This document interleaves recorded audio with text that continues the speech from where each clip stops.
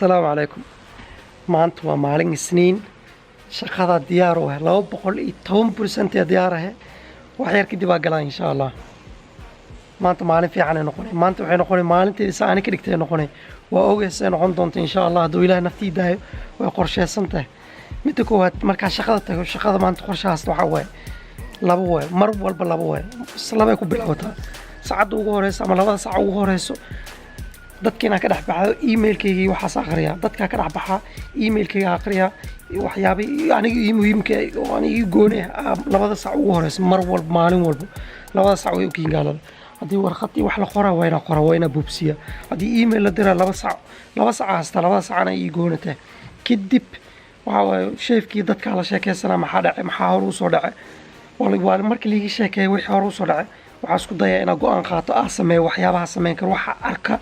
meel meesha shaqada ka arkay inay ka fuuday aka bilaawa midda kale waxa qaf ma dhageysto qaf iga hoos ay waliga ma dhageysan taladiisana ma qaatay hadduu ii sheego way hadha laakiin talooyinkayga mar walba soco fikirkayga aan soo arko maalintii ana go'aansanaa qaf mi go'aamina hadduu sheefkayga dab imaado oo Saciid saayisa qabo waa qabtaa marka dhameeyo sida ugu dhaqsiya badan ugu macquulsan hadana shaqo kale aan isku dira shaqo fiican na qabto hadana sheefka dooga doon maado shaqo kale idiro waa qabtaa hadana waa soo noqdaa wax aan jeclaa qabtaa mar walba saas waa sheefka duu ku celceliyo ku doorbidaya inay sameeyso sheefka duu ku celceliyo maanta dhan wax qabo hadana ka soo noqo wax aad jeceshay qabo mar walba taas ku celcelis marka dambe waa laga aamusa Allah qafka hebel asaa yaqaan shaqada qaabka u qabsan lahaa mar walba way shaqeysaa adigana braawe way shaqeysaa mar walba way shaqeynaa ilaa tooni dhowr sano braaweyna adiga braawe insha Allah ku shaqeyn doontaa maanta maalin roob way insha Allah maalin fiican noqonay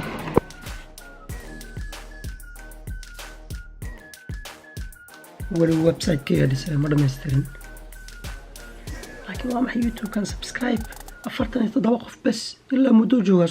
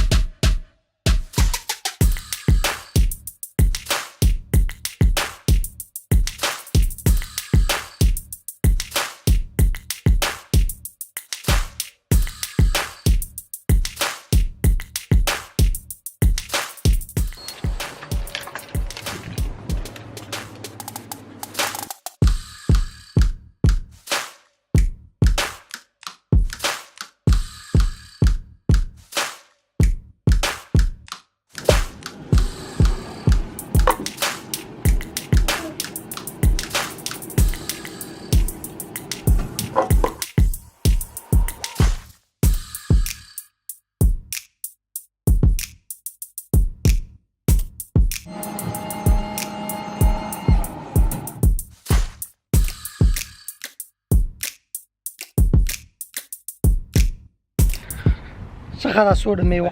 meeshaan oo shaqeeya gudaheeda in la duubo ma loo galo waa weydiiyay ma duubi karaa ma ay ligu dhahay waa ogta sharciga waa taqaana waa jeclaa inaad duubo insha Allah mar kale